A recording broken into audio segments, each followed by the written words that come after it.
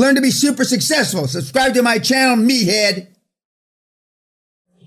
If you remember, during the initial seminar, I told you that from the day that you leave the seminar, you have to start running your businesses. One, most of you should have turned the key. For those of you that didn't turn the key, and then some of you, that was your first acquisition, or that was leverage buyout from the employees from you. Okay? But I told you, either one of those options that you take, you have to start running the company like a public company, which means you can't live off of it. Probably none of you did that. And the guys that wind up on the Hall of Shame, 75% of them because they don't pay taxes. 25% of them because they just steal the money. And I've given you examples of driving up to ING Bank and taking 25 million out. I've given the example of driving up to Coutts Bank in London, taking 10 million out. And there's others that are lesser amounts. The biggest crook took 241 million out about 2.5 years ago and is still on the run from Interpol. An Australian guy named Matt Lloyd. Not all of them were kids, but when they took the money, all but 2 were less than 30, a couple of teenagers, and one was in his 40s. We talked about going off the rails, but eventually, nobody complains when the market's going like this, as it has been up until about the last 6 to 12 months. Nobody complains if you take nobody else's money. In other words, you don't have investors. In America, and they have similar things in Germany or other places, there's this thing called a class action lawsuit, which means you don't have to have any money, hardly any money to go after whoever. And nobody goes after you until it's apparent or obvious that things are going sideways. I told you when you left that you should keep as you obtain your board, you should keep them apprised every 3 to 6 weeks with some sort of newsletter. Not really a newsletter, but some of the kids don't use newsletters. They email, they use videos,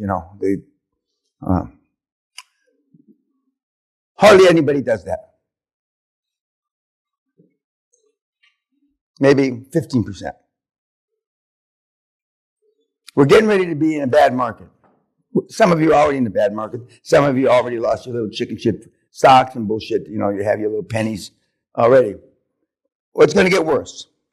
And to the extent that you take money, and when I say take, I don't mean take, but when you receive money into the company from private investors, depending on how you received it, a big chunk of the kids, you're selling securities and you don't know it. I'm not going to go into depth about this, so don't ask me a bunch of fucking questions. But you're selling securities. Some of you have already sold securities and you don't even know it. Because you took money. It didn't say security stock 200 shares, but when you take money, depending on how you take it and what paperwork you use, you've sold securities. And you've sold securities illegally, whether you're in Switzerland, Romania, or wherever the fuck. And nobody's going to say anything until it's apparent to them. I just read 40,000 construction companies were in default this year in Britain, England, and Scotland for the money, the government money you got to pay back. 40,000. Shit, I only think there's 70,000 construction companies. And they're blaming me. Well, I didn't understand. I thought it was free money. So when you're on, and even on a run, a roll, I should say, you've got to run the companies like they were public. You can't pay for your kids' tuition anymore.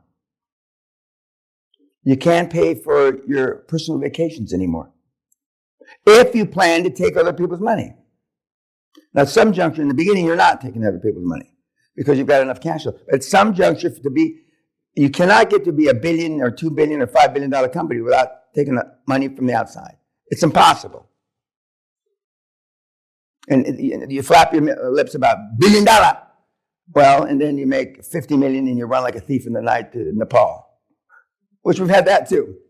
But you have to be careful, and it's very difficult, or as they say in Kentucky, very difficulty to, after you've lived your life and run your company like this 3 or 4 or 5 years, then you decide you want to have some sort of limited money raise. Then you got to go back up, and the accountants have to go back up and reconstruct your books for an audit, and they have to be audited numbers. And we're talking about add backs. Not everybody in the room, but most of you add backs. Well, when you're adding back 70 or 80% of the money because of the money you spent personally, I mean, the scope of how successful you are will change in the eyes of one, the potential investor, and two, the bank. The bank, okay.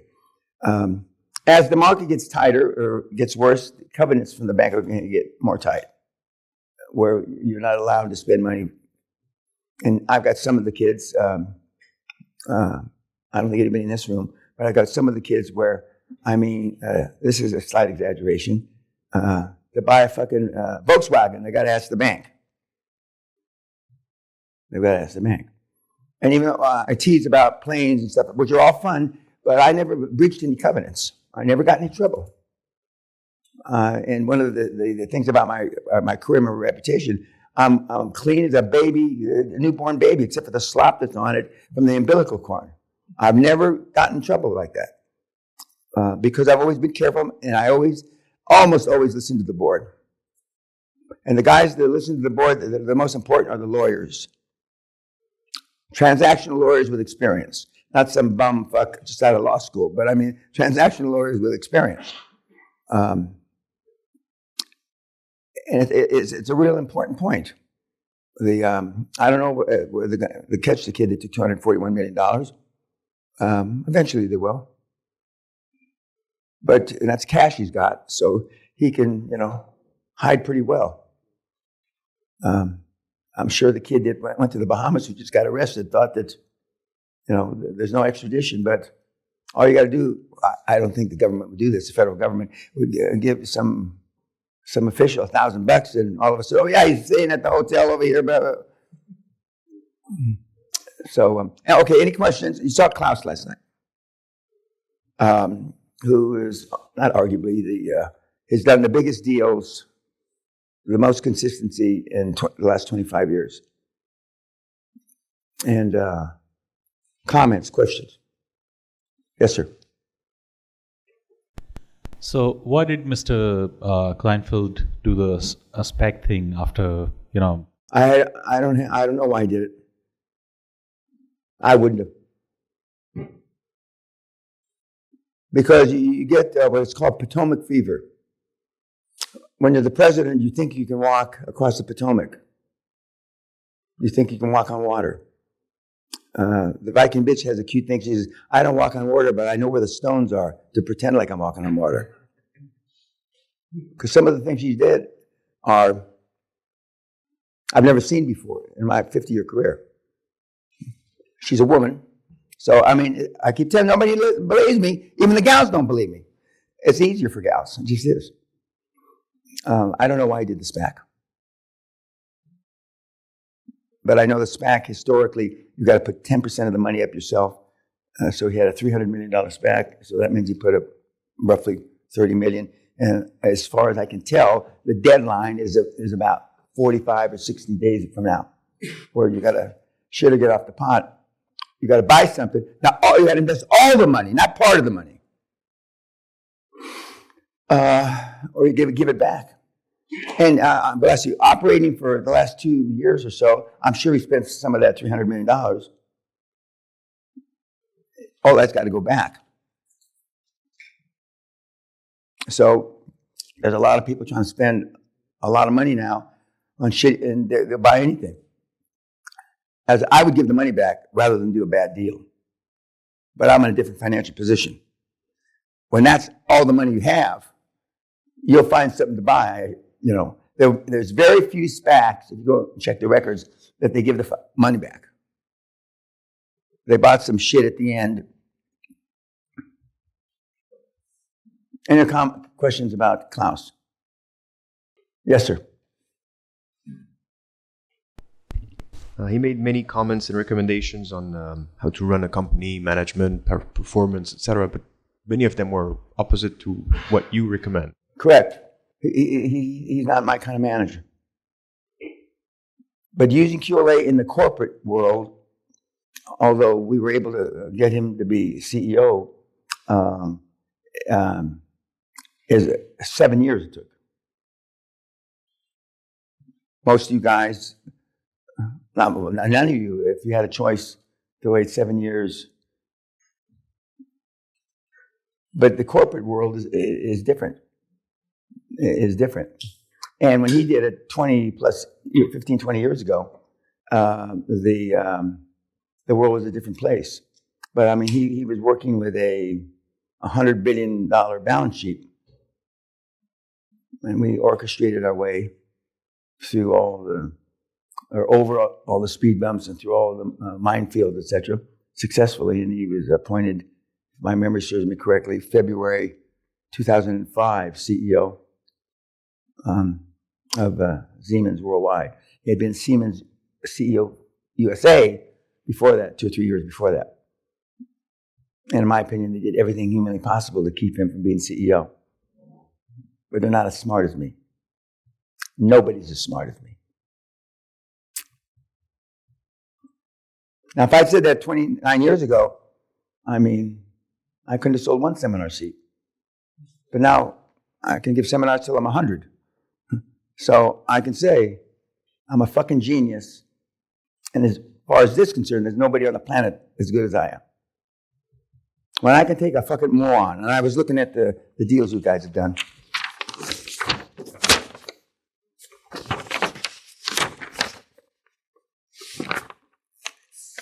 You're not the sweat off my balls, anybody on this list. You're not the dingleberries I miss wiping my ass, the guys that did deals. But you still did the deals because the system is almost flawless. It is flawless if you follow the steps. Nobody in this room followed the steps 100%, even the guys that did deals. But it's flawless. There is no chink in the armor. The only chink in the armor is you. The weak, every person that's ever come through the seminar, the weak link is them. It's always them. And it's not, well, we've had some people with disabilities, you know, one leg and blah, blah, but I mean, it's up here between your ears. Any other comments? Klaus was at the soft end of the QLA continuum. And now he's attempting to do it the way I teach here, not in the corporate way. The corporate is significantly different because you're involved with a lot of personalities. You're normally he was senior middle management when we started. There were at least 6, arguably 9 other candidates that were trying to be CEO. We took them down one at a time. One at a time. Anything else about? Yes, sir, in the back. Klaus was very articulate, very intelligent, very deep. Yeah, maybe a little bit. Just like this group, right? Yeah, not quite, but we're getting there. Go ahead. At that stage, I wasn't aware he was doing deals. I understood that he did the QLA, and I don't know that because he was in the corporate world, and that propelled him to get to the top position at Siemens. Is that correct? Well, I mean, they did 80, 90 acquisitions. Okay. Whilst he was working... Sure. I mean, all these companies, from IBM to General Motors to Siemens, Toyota. I mean, they all grew by acquisition.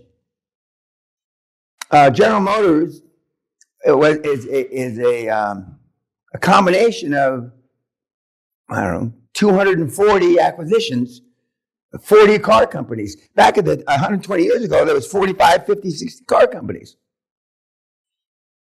And General Motors rolled a bunch of them up. Dodge, which was part of Chrysler, if I remember correctly, were the Dodge brothers.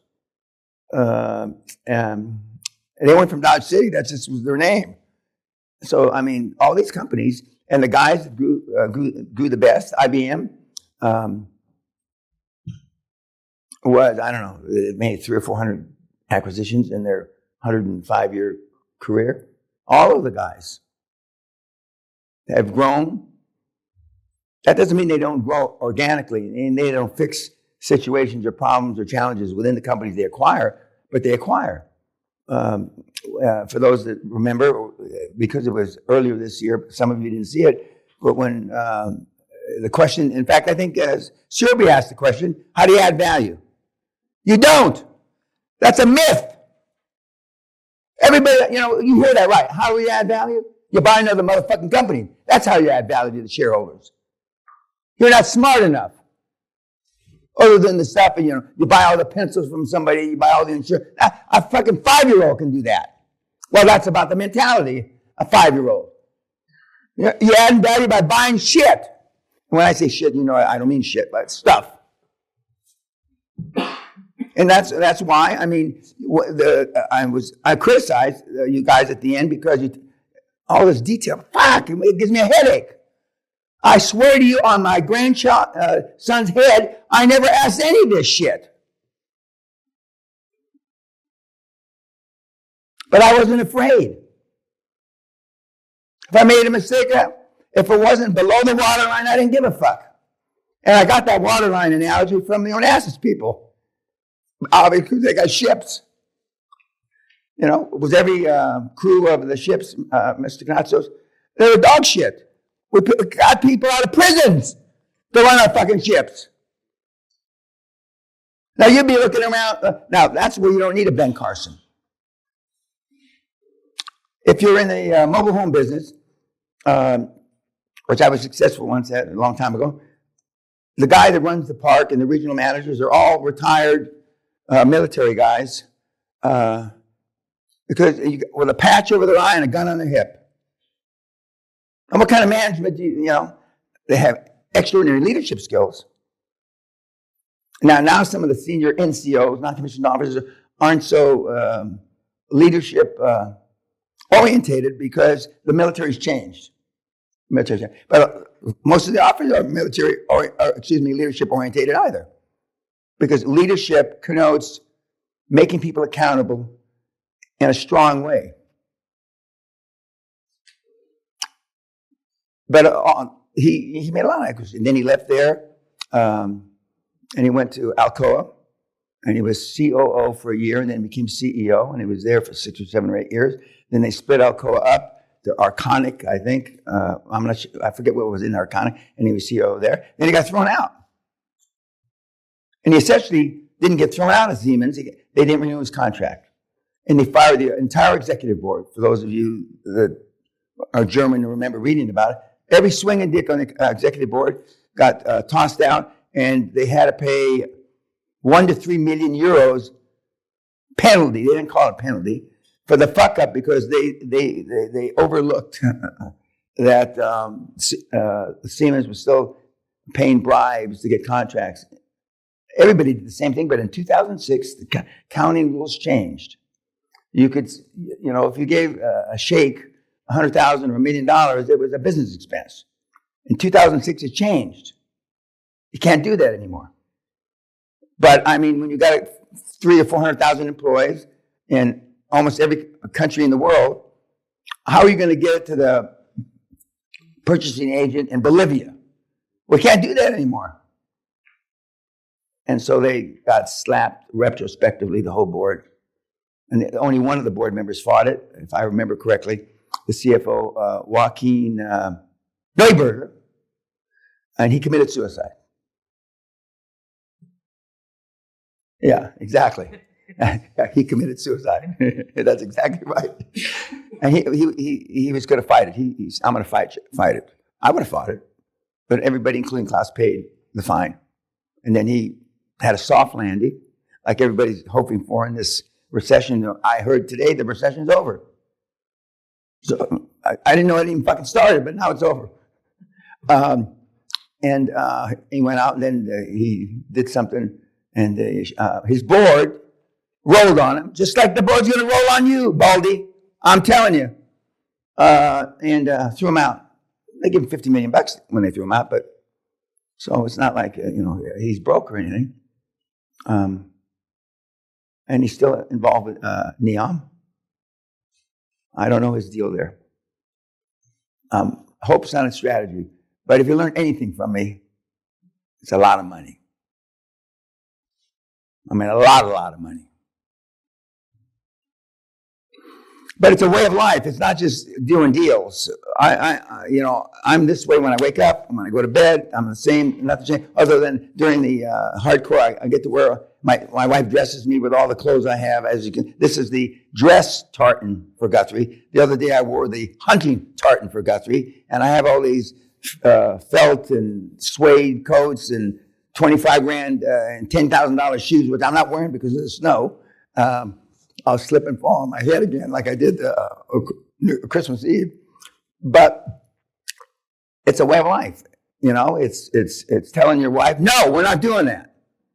I don't give a fuck what your mother says. It's no, you're not going away on a sleepover. I don't give a fuck if everybody is going on a sleepover. See, you still don't get that. And that's why some of you are back for the hardcore. They were here 2 or 3 years ago because you have not been able to implement it properly. And now you've been here, you've seen a couple of the kids. I'm not making fun of them. They're doing great. But they both know they can do greater. There's no question about that. Whether they shared that with you or not, they've shared it with me. So they can do better, a lot better. And so for those of you that haven't been able to implement it yet, it's and because of your lack of self-confidence and a bunch of other things, you see it validated, not just with webinars. Yeah, but you can do it corporately. You can, and I've seen it. And when I made the decision to leave Bear Stearns, I knew that I wouldn't live long enough to be ever head of Bear Stearns. And so I left. I bought a deal to Bear Stearns called Walio Oil Field in Salawati, Indonesia. And I said, no, wait, one, we don't want to deal with the ragheads. That's what you called the Middle Easterners back in those days. And I said, well, I'm going to leave with a deal. And they blessed me, God be with you. Then about 13 or 14 years later, when they found out I was still getting paid for it, they wanted to know where their cut was. I had a letter, fortunately. I had a letter. And all those guys are gone now. Oh, well, we fired him. That letter doesn't count. And so, do we have a Nelly today? Okay. But so I decided not to do it, and I left with Simon Boss. the little Nazi. Okay. But yeah, you can do it corporately. You can do it. We have some kids that started with government contracts and never left it. Never left it.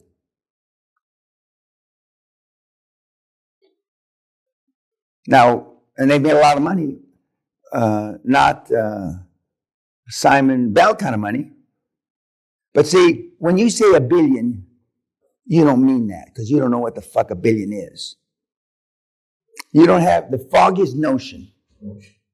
If you think you can do shit now, I mean, you're not even in the basement of the $1 billion companies. Not even in the basement. You're a subterranean cockroach. You're a subterranean cockroach. I mean, your life changes when you have about 2 to 250. I've said this a bunch of times. Between 2 and 250 million in the bank that you pay taxes on.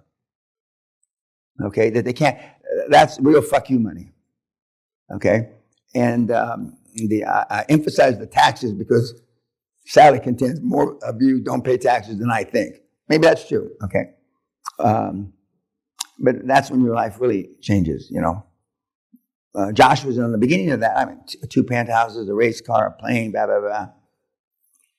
But the guys that stood the test of time, you know, 10, 15, 20 years, 20 years of wealth. It's like the doctor that was pulling out 800 or 900,000 a year for 9 million years, and he's got a house in Vail and all that. I mean, you do that. Let's say he did it for 30 years.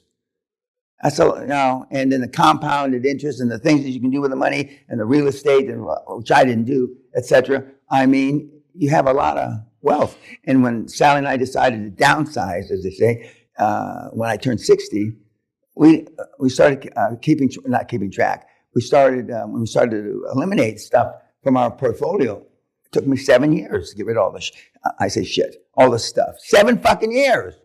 It was like a garage sale for 7 years. In fact, one of the houses we had, we were going to have a garage sale, except we're in a very wealthy neighborhood, and the bylaws of the association say you can't put shit out on your lawn, antiques out on your fucking front lawn. Anything else about Klaus? Klaus. And he's mild-mannered, that's how he talks. But he's got a black heart. He's got a black heart. He would put a bullet in your head without even, while he was brushing his teeth. All the guys have, and gals have that one, when it's you or them, there's not even a microsecond of hesitation. Boom. Boom. Nothing else about Klaus. Anything about doing this in the corporate world? Okay. Now,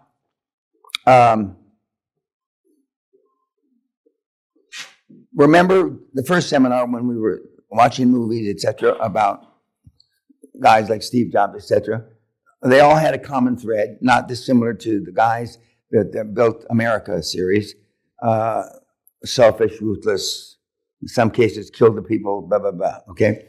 And it's a common thread since, I don't know about the beginning of time, but it's a common thread certainly in the 16th, 17th, and 1800s in building wealth. I mentioned the day before yesterday that Britain's wealth is based on slavery. Yet you can't fucking ever read anything about it. And about a year ago when they were tearing down the statues of various people that were involved in slavery, it came out in the United States. They want to, change the name of universities and libraries, etc. Tom Jefferson, because he had slaves, he had a big, his second family was one of his slaves that he had for 30, 40 years. George Washington had fucking slaves. And I'm not making excuses. I would have had slaves too, but it was the time, just like now, you shouldn't talk to people of different ethnicities or different sexual persuasions, certainly like I do, because now it's really considered, in bad taste. And there's laws. If you call somebody here in the UK a fat person, I just committed a hate crime. If I call you bald in the UK, that is a motherfucking hate crime. Well, I should be in jail for a million years. Because I'm never going to change. This is it. Take it or leave it. Fuck you, But it's, I think that's not just diabolical. I don't think that's right. I know it's not right. You decided to be fat. That's your fucking challenge.